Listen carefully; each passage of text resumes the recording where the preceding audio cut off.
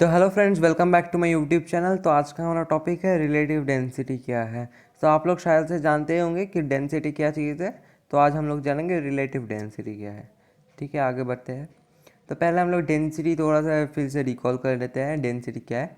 Density of an object is defined as the mass of an object in a given volume. मतलब एक given volume होगा, उसमें मतलब कि सब्सटेंसेस का, चीज़ों का जो मास है वो देखा जाएगा। तो इससे क्या होगा, उसका डेंसिटी निकलेगा। मतलब आप लोग इस तरफ से समझ सकते हैं कि ratio of the mass of an object to the volume. ठीक है, it tells us how close the molecules of any object exist. मतलब अगर आपका वॉल्यूम होगा 1 मीटर क्यूब और आपका मास होगा 10 kg, तो आपके अंदर 10 kg का मॉलिक्यूल्स रहेगा।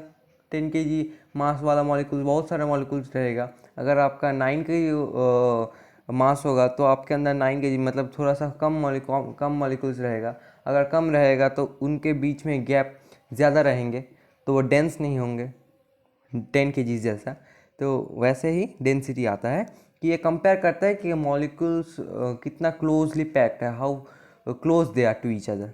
ठीक है, तो सॉलिड में सबसे ज़्यादा डेंसिटी होता है नेचुरली, क्योंकि उनके उधर इंटरमॉलिक्यूलर स्पेस एकदम से नहीं होता है। लिक्विड में थोड़ा कम डेंसिटी होता है, मतलब कि एक ही सब्सटेंस पकड़ लीजिए, मतलब कि सोच लीजिए कि वाटर है। इसका आई स्टेट में वाटर तो थोड़ा एनोमलस बिहेवियर दिखाता है, लेकिन आयरन का समझ लीजिए। तो आयरन का जो सॉलिड स्टेट है उसमें डेंसिटी ज़्यादा रहेगा, लिक्विड स्टेट में कम रहेगा और गैसियस स्टेट में सबसे कम रहेगा। ठीक है, तो डेंसिटी डिपेंड्स ऑन 2 थिंग्स, मतलब 2 पैरामीटर्स पे ही डेंसिटी डिपेंड करता है, mass of the body, volume of the body. मैंने लिख दिया है मास ऑफ द बॉडी और वॉल्यूम ऑफ द बॉडी, इन दोनों चीज़ों पे ही डेंसिटी डिपेंड करते हैं। बोल दिया, डेफिनेशन में ही समझ गए होंगे, mass of an object in a given volume. तो mathematically density rho equal to mass M by volume V equal to M by V. ठीक है, डेंसिटी को हम रो, ग्रीक लेटर है ये एक, रो से लिखते हैं, मतलब कि सिम्बोलाइज करते हैं। और इसका वैल्यूएशन है, बोला कि मास और वॉल्यूम पे डिपेंड करेगा, तो मास बाय वॉल्यूम होगा डेंसिटी। फिर इसका ऐसा यूनिट क्या होगा, मास का ऐसा यूनिट है केजी। आप केजी लिख लीजिए मास के जगह, फिर बाई सिंबल दे दीजिए। वॉल्यूम का ऐसा यूनिट क्या है, मीटर क्यूब। फिर होगा केजी पर मीटर क्यूब, मतलब वॉल्यूम डेंसिटी का जो ऐसा यूनिट है वो है केजी पर मीटर क्यूब, kg m⁻³ ये होगा आपका एसआई यूनिट। सीजीएस यूनिट भी आप ऐसे ही डिराइव कर सकते हैं, सीजीएस यूनिट लिख दीजिएगा, हो जाएगा। ठीक है, तो अब हम लोग टॉपिक पे आ जाता है, सीधे टॉपिक पे। रिलेटिव डेंसिटी क्या है? ठीक है, तो रिलेटिव डेंसिटी, डेंसिटी किस चीज़, किन दोनों चीज़ पर डिपेंड होता है, मास और वॉल्यूम। और रिलेटिव डेंसिटी मतलब क्या होगा, मतलब वो कोई किसी और डेंसिटी के साथ रिलेटिव होगा, उसके साथ रिलेशन होगा। ठीक है, आप लोग जानते हैं कि एटम के मास हम लोग पकड़ते हैं, ऑक्सीजन का मास क्या पकड़ते हैं, 16U। तो 16U तो ऑक्सीजन का मास है नहीं, क्योंकि 16U ये क्या चीज़ है, U क्या चीज़ है? U कुछ नहीं है, बल्कि हर एटम का जो मास होगा वो तो बहुत कम होगा, 10⁻⁻समथिंग में आएगा, तो वो बहुत लार्ज डिजिट हो जाएगा। तो इसीलिए साइंटिस्ट ने क्या किया, उनका मास ले लिया, एटम का मास ले लिया, उसको 1/12 of the mass of carbon 12 atom से डिवाइड कर दिया। ठीक है, इससे क्या हुआ, एक मतलब होल नंबर में आ गया मास। होल नंबर में आ गया तो उसको बोलने में आसानी होगी, उसको समझने में आसानी होगी।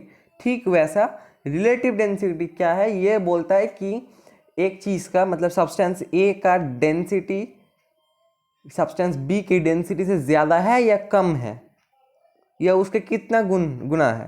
ठीक है, तो मतलब अगर आप एटम के मास जानेंगे तो उसमें क्या होगा, आपको कार्बन 12 का जो मास है वो आप जानते हैं, वो कांस्टेंट है। मतलब कांस्टेंट तो सभी है, लेकिन आपको नोन जो मास है वो कार्बन 12 का होगा।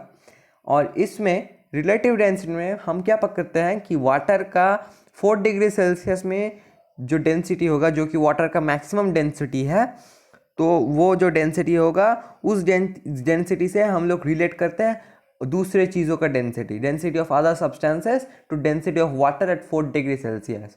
और ये 4 डिग्री सेल्सियस का मामला किधर से आ गया, वाटर जो है वो हम लोग क्या देखते हैं कि अगर लोहा मतलब आयरन अगर पिघल गया तो उसका लिक्विड स्टेट है, उसको आप सॉलिडिफाई करोगे तो फ्रीज करोगे तो उससे क्या होगा, वो सॉलिड आयरन में बदल जाएगा। सॉलिड आयरन ज़्यादा डेंस होगा, मोर डेंस देन लिक्विड आयरन। तो ये एकदम फेस चेंज होने के साथ साथ हो जाता है। लेकिन वाटर में ऐसा नहीं होता है। वाटर एनामलस बिहेवियर दिखाता है कि उसका 0 डिग्री सेल्सियस मतलब जो इसका फ्रीजिंग पॉइंट है उसमें ये कॉन्ट्रैक्ट नहीं होता, वो एक्सपैंड होता है।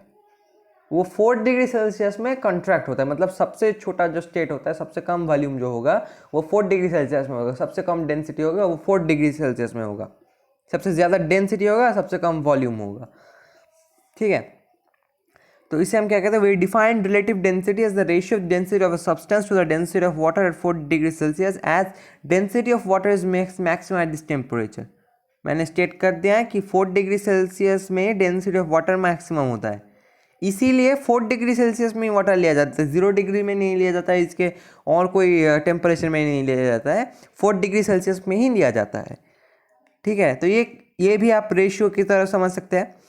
ठीक है, relative density is also known as specific gravity of the substance. इसको स्पेसिफिक ग्रेविटी बोला जाता है रिलेटिव डेंसिटी को। It tells us whether the object is heavier और लाइटर देन वाटर। वाटर का 4 डिग्री सेल्सियस में कंपेयर करोगे तो वाटर के साथ उसका रिलेशन निकलेगा, आयरन के साथ तो उसका रिलेशन नहीं निकलेगा। वाटर के साथ कंपेयर करोगे तो वाटर के साथ ही उसका रिलेशन निकलेगा। ठीक है, वो बोलेगा अगर ज़्यादा हुआ मतलब 1 हुआ तो वाटर जैसा ही उसका डेंसिटी है, अगर 1 से ज़्यादा हुआ तो वाटर से वो ज़्यादा भारी है, हेवियर है, मोर डेंस है।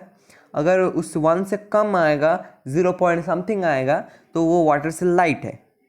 तो इससे एक और मामला हम लोग क्या समझ जाएंगे कि अगर ये 1 से ज़्यादा है, रिलेटिव डेंसिटी कोई भी और सब्सटेंस का 1 से ज़्यादा होगा तो वो वाटर में ड्राउन कर जाएगा, डूब जाएगा। पानी में अगर उसको रख दे वो डूब जाएगा।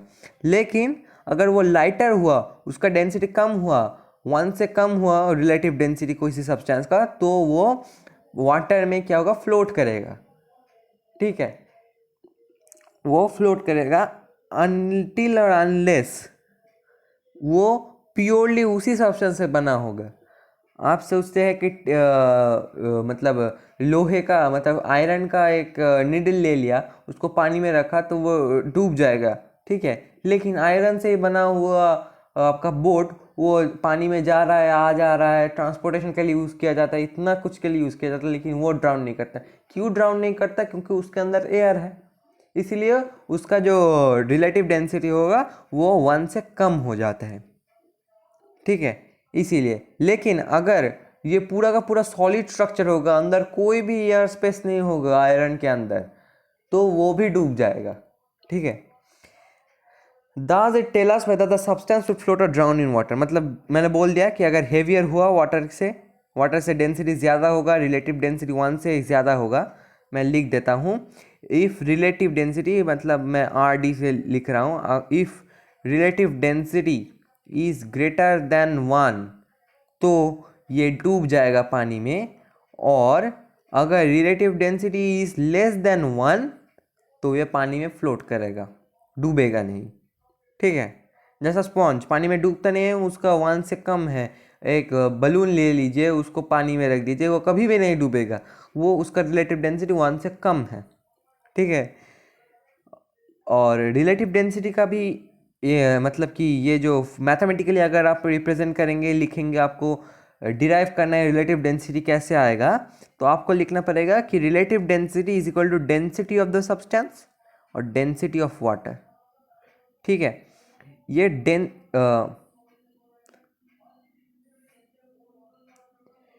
ये जो डेंसिटी ऑफ द सब्सटेंस है रिलेटिव डेंसिटी में, तो डेंसिटी ऑफ द सब्सटेंस आपको जानना पड़ेगा, ये वैल्यू चाहिए। और डेंसिटी ऑफ वाटर तो आप जानते हैं 1 ग्राम पर सेंटीमीटर क्यूब।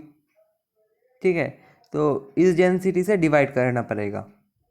ठीक है, तो इससे अगर डिवाइड कर लेंगे तो आपको रिलेटिव डेंसिटी आ जाएगा।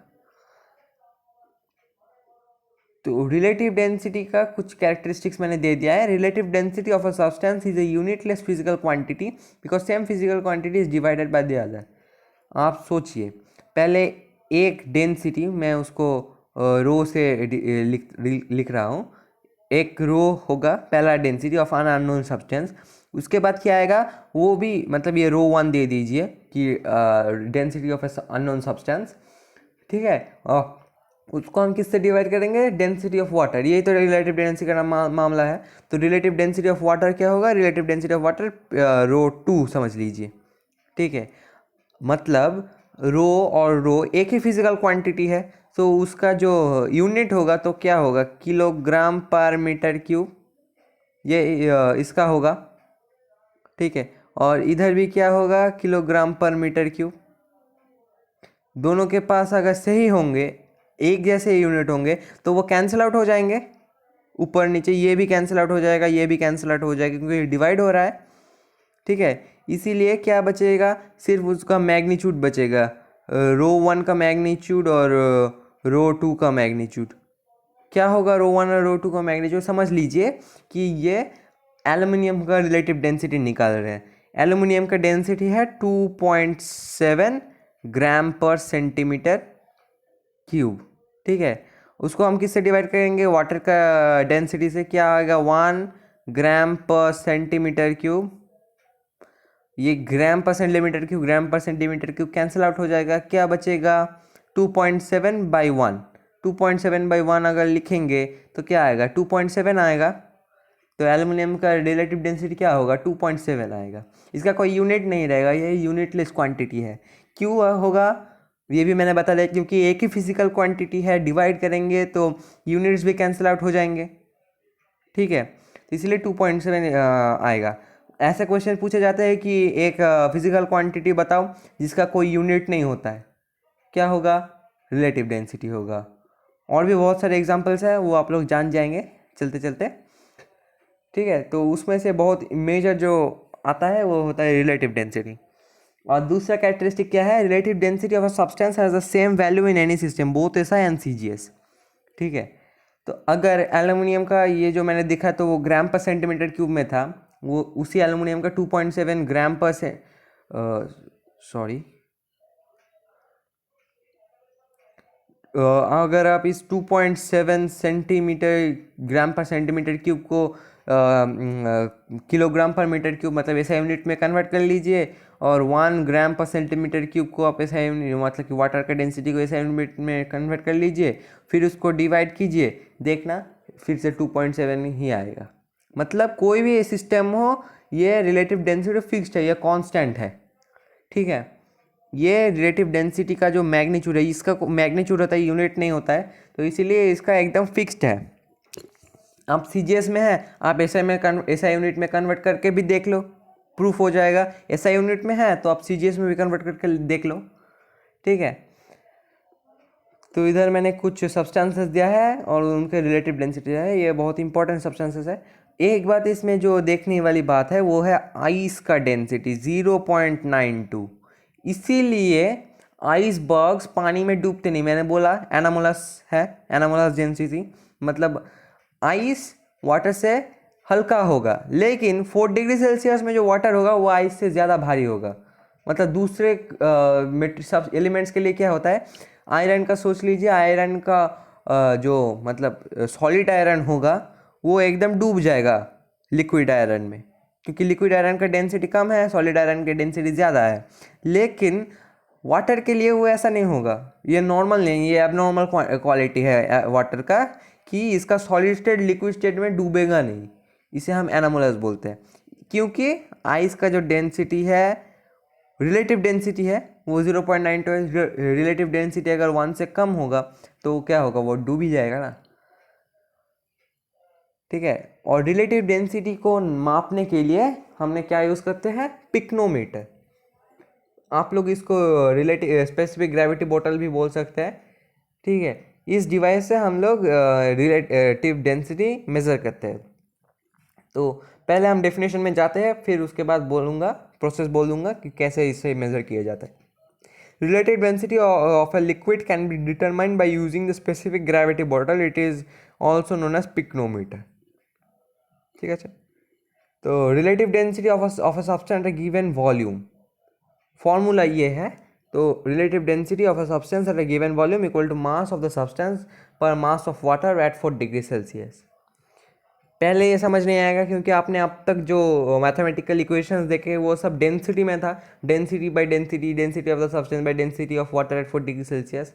लेकिन इन सब में जो कॉमन था वो था कि 1 सेंटीमीटर क्यूब 1 मीटर क्यूब, दोनों के पास 1 मीटर क्यूब था, 1 सेंटीमीटर क्यूब था, मतलब वॉल्यूम फिक्स था लेकिन मास डिफर कर रहा था।